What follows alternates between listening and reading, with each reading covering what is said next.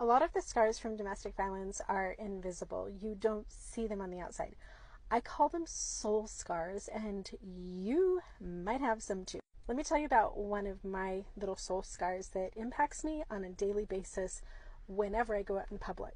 I lived for 24 years with a man who felt like a hawk sitting in a tree watching for me, the little bunny rabbit, to do something wrong so he could come flying down and grab me with his talons. Literally, I always had the sensation of being watched. And for whatever reason, he was obsessed with my outward appearance. When I was a 20-year-old girl and we first got married, I was very flamboyant in my fashion style.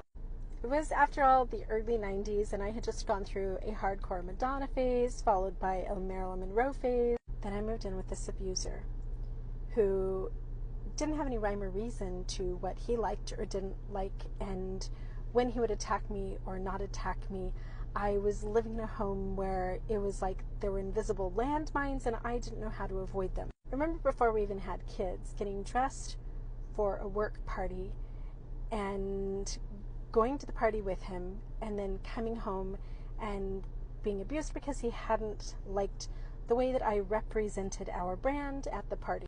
I thought I looked hot. He did not think I looked hot. So about a decade into our marriage, as a psychological survival tool, I stopped wearing anything that would bring me any type of attention. I wore mostly black with black on top of black and more black. Most days I would just wear a baseball cap to cover up my face, and I would never, ever wear bright colors or do anything flashy. I would never wear jewelry or flashy nail polish or anything that could cause me harm. Thankfully, I no longer live with that monster, but when I go out in public, that monster still lives inside of me. My friends and my neighbors and people around me don't know it, but I still wear black on top of black with black and black. And if I ever do anything that I think draws a little bit of attention, I have so much anxiety that I feel like I'm going to throw up.